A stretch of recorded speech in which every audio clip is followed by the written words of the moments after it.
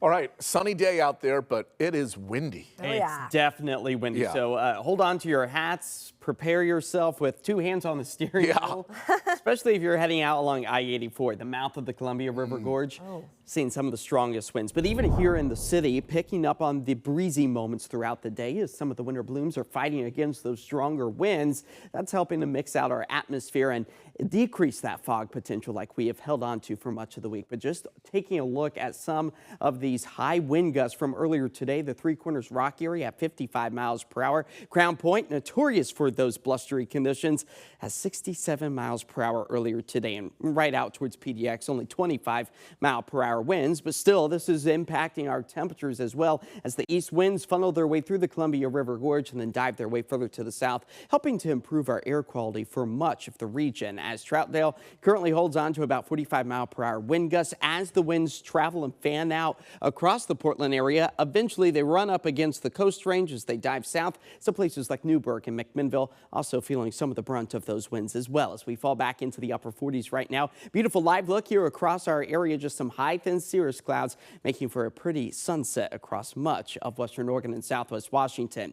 Cooler temperatures finding their way back into Portland and Vancouver because of the cooler air through the gorge. Slightly warmer with low to mid 50s right now through parts of the I-5 corridor and almost 60 degrees, still holding steady for the coastline. But we've got this small pocket of a wind advisory, including Gresham, Troutdale for the central and eastern sections of Multnomah County. This is extended all the way through tomorrow afternoon, so wind speeds of about 45 to 55 miles per hour and a few minor power outages are a possibility. But if today was trash day, make sure the trash can gets moved back up close to the house or in the garage as those wind speeds still remain out the east through about 20 to 25 miles per hour. Unfortunately, the wind's not strong enough to strip us completely here through the Willamette Valley of our air stagnation advisory that's been in place for now over a week. This expected to now expire come Tuesday morning, but Portland, Vancouver in the clear thanks to those blustery conditions as our current air quality stabilizes back to the good level as the fog layer still remains out towards the east, especially for places like the Dalles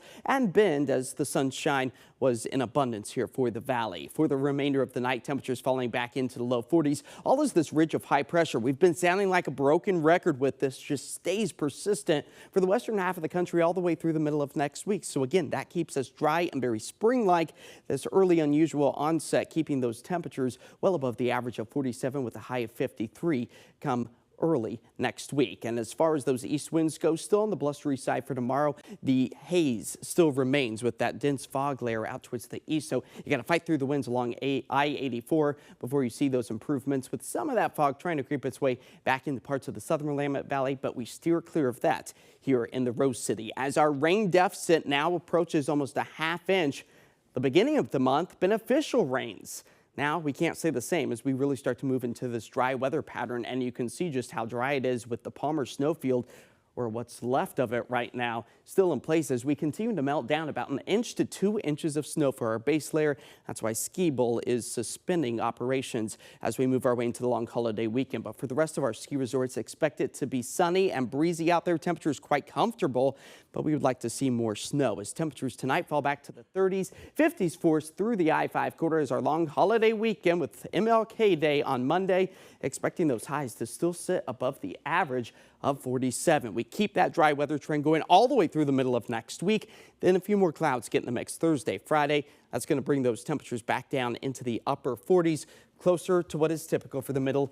And then by that point, end of January. All right, we'll see what happens next month. Josh, thanks.